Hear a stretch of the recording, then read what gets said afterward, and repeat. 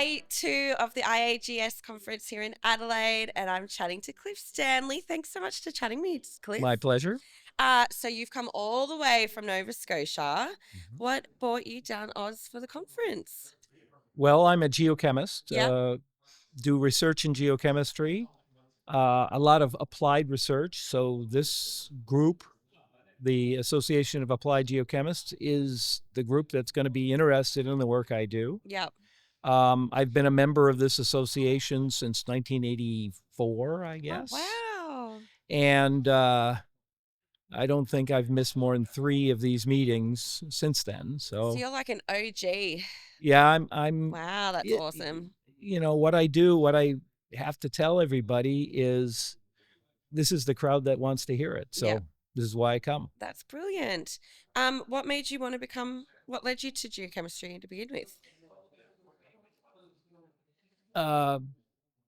There was an interesting story that's far too long to relate here. But my first class was a philosophy class that I was going to take at university. And the professor had some kind of issue with respect to believing in grades. And so he asked us all to volunteer for a B. And if you didn't volunteer for a B, you got an A or a C, depending on how you performed in the class. And I looked at that and I said, I don't think that's what I signed up for, and raced across campus, asked my first-year advisor to suggest another course. And he says, well, Earth Science is going to start in 15 minutes. Off you go. It's right over there. Go. And never turned around. The professor was a visiting professor and the former director of the Hawaiian Volcanological Observatory. So he had all sorts of interesting things to say. Awesome. And just went on from there. That is brilliant. How good. So it's like an accidental geologist. Very much. I love that. That is actually quite common. Yeah. I've asked so many people, what got you into this? And yet the accidental geo seems to be quite a thing. Yeah. We have very few students at my university apply as geology majors. And they switch in after first year because they take the course and they go, that's neat. I'd like to do that. That's awesome. That's brilliant. And so you are giving some presentations this week. Yes. What are going to be some of the key takeaways from your talk? Well, I actually have 5 presentations. 5? 2 are talks. Yep.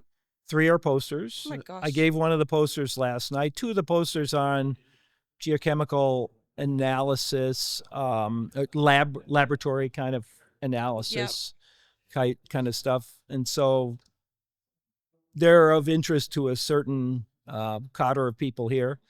And the other 2 are actually quite controversial. Okay. And they're the ones that the organizing committee said, no, Cliff, we want you to give those as talks, which I'm not sure I really wanted to do. But they may piss some people off, but their opinions and proofs that I have on various issues in geochemistry that I think some people won't want to hear. Like what?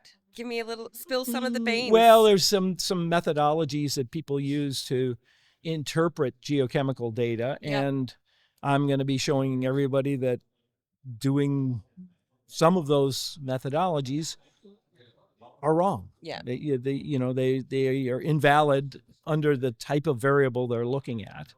And so that will give them means to hate me.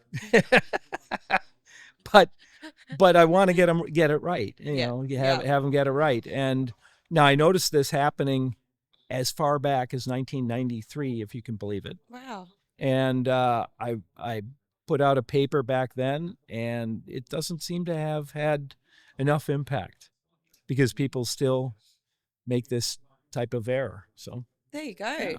Well, no, I think it's good. And I think it's good to always keep challenging the status quo and keep the science progressing and moving forward. So it's a process, not a destination. I love the bravery. Yeah.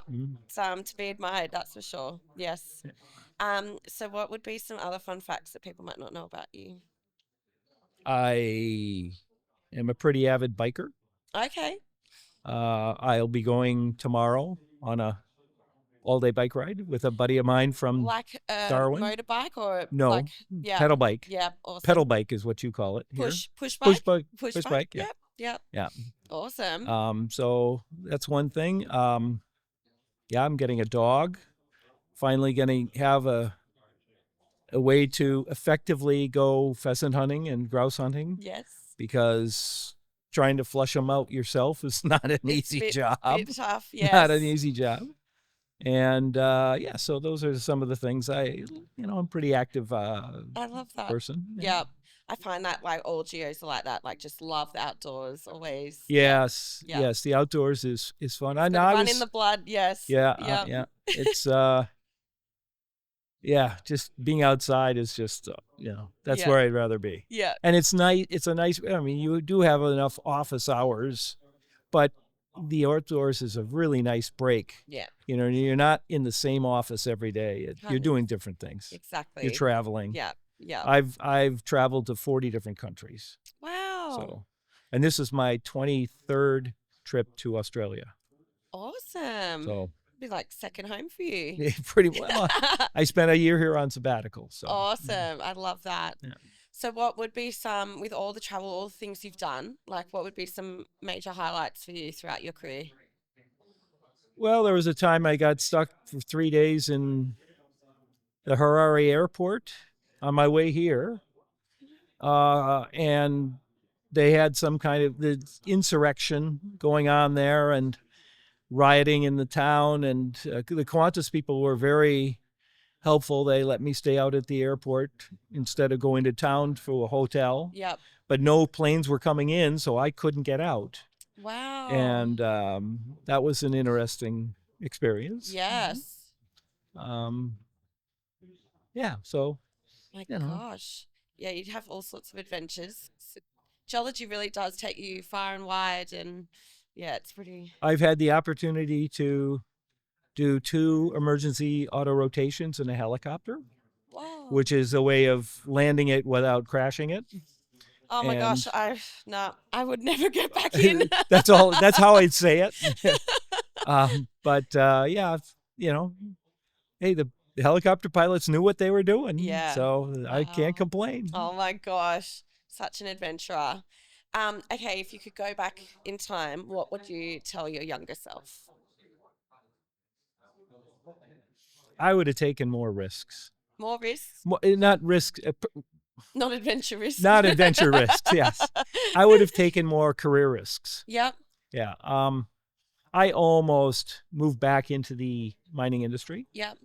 But then I kind of recognized that the academic life is pretty stable and reliable. Yep. And I said, well, maybe I should, my kids aren't grown enough to be able to do that. Yeah. But they certainly enjoyed coming here on sabbatical for a year. Yes. Living in Perth, and my daughter learned to surf. Awesome. And my son's been back a couple times. Yeah. So, No, Perth's a great spot to be based to. Yeah. Beautiful city. Yeah. Beautiful beaches. Yep. No question. It's a tough lifestyle. Yes. Yes, it's a tough lifestyle. Yeah. Yes. Somebody's got to experience Someone's got to do that. it. Yeah, exactly. Well, lastly, I've Oh, been quizzing everyone. Okay. Your geochemistry credibility. Okay. It's actually been quite tough, and I've Well, you haven't stumped a lot of people. Yeah, I'm sure you could stump people. So what is number? There's so many options. 92. 92.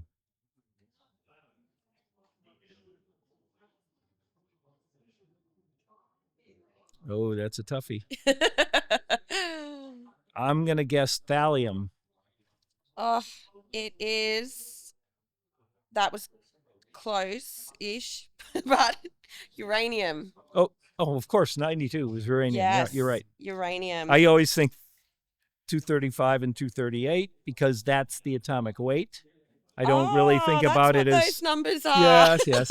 And those are the 2 isotopes of uranium. Okay. And one of them, 238, Yeah. decays very slowly, Yeah. Its half-life is 4.5 billion years, basically the age of the Earth. Wow. So when the Earth was formed, there was twice as much uranium here. But since then, half of it has decayed away into lead. What? Yep, that's how it works.